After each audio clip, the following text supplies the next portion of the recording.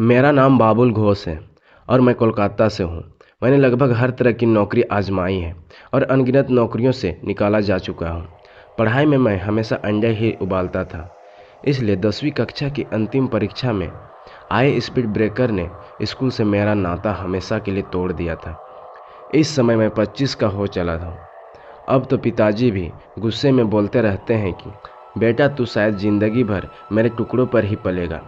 मुर्दाखोर चुड़ैल से जब मेरा सामना हुआ तो मैं लगभग अपनी जान गंवा ही चुका था। पिछले महीने के एक दिन की बात है, जब हमेशा की तरह पिताजी मुझे काम ना मिलने के कारण जली कटी सुना रहे थे। तब गुस्से में आकर मैंने भी उन्हें बोल दिया कि आज शाम तक अगर मैं नौकरी नहीं ढूंढ पाया तो रात को घर वापस नहीं आऊँगा।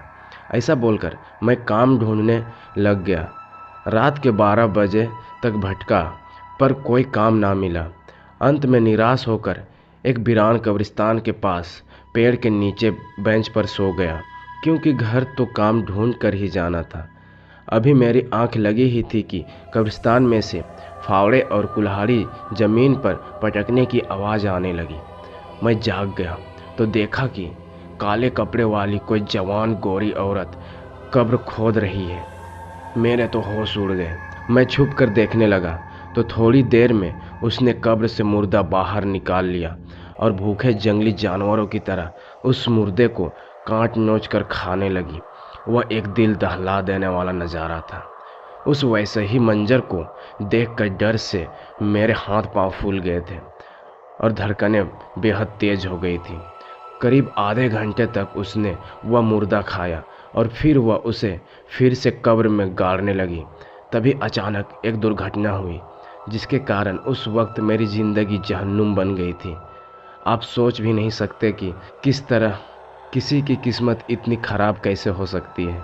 वह मुर्दा खाकर जाने ही वाली थी कि मेरे मोबाइल की रिंग बज उठी और उस काले कपड़ों वाली जवान मुर्दाखोर भयानक औरत ने मेरी ओर पलटी मारी। वह इधर उधर झांकने लगी। मैं दीवार के पीछे झाड़ियों में छुपा था। मुझे लगा वह मुझे नहीं देख पाएगी, पर वह मेरी सबसे बड़ी भूल थी। पलक झपकाते ही वह भयानक औरत वहां से गायब हो गई और मेरे पीछे आकर खड़ी हो गई। दिखने में वह किसी अप्सरा से कम नहीं थी, पर उसके मुंह पर मुर्दे का गोश्त और खून लगा था, जिसे देखकर अच्छे अच्छों की बोलती बंद हो सकती है। उसे अपने सामने देखकर मैं बर्फ की तरह जम गया। उसने एक हाथ से मेरा गिरेबान पकड़ा और दूसरे हाथ से मेरा हाथ पकड़ लिया। फिर उसने मुझे ऐसे गले लगा लिया जैसे कि वह मेरी गर्लफ्रेंड हो। करीब 5 मिनट तक उसने मुझे वहीं गले लगाए खड़े रखा और फिर वह मुझे कब्रिस्तान के अंदर ले जाने लगी। मैं होश में था, पर पता नहीं क्यों उसका विरोध नहीं कर पा रहा था, बस उसके साथ चले जा रहा था। एक कब्र के पास आकर वह भयानक औरत रुक गई और उस कब्र को खोदने लगी। कब्र में से आधा खाया हुआ मुर्दा उसने बाहर निकाला और उसे उछालकर झाड़ियों में फेंक दिया। फिर उसने मेरी ओर देखा। मैं पूरा माजरा समझ गया कि यह अब मुझे उस कब्र के अंदर डालने वाली है और इसके लिए मैं इसका खाना हूँ। और ये कोई प्रेत या चुड़ैल है जो इंसानों का मांस खाती है और खून पीती है। मानसिक रूप से अधमरा होने के बावजूद मैं वहाँ से पागलों की तरह भागा। वह भूतनी चुड़ैल औरत मेरे पीछे चिल्लाते हुए दौड़ने लगी।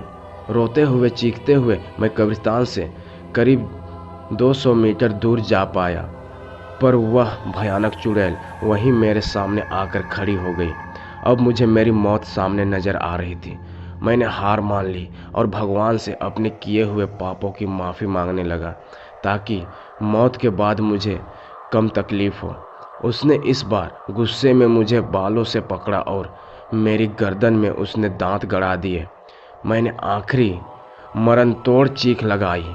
तभी अचानक किसी ने मेरे गाल पर सनसनाटा चाटा मारा और मैं उछलकर ज़मीन पर गिर पड़ा। मैंने ज़मीन से लेटे लेटे सामने देखा तो वहाँ मेरे पापा खड़े थे और वह उस वक्त मुझे जो बोल रहे थे वह शब्द इस प्रकार थे। मेरे पापा, कामचोर तुझे शर्म नहीं है?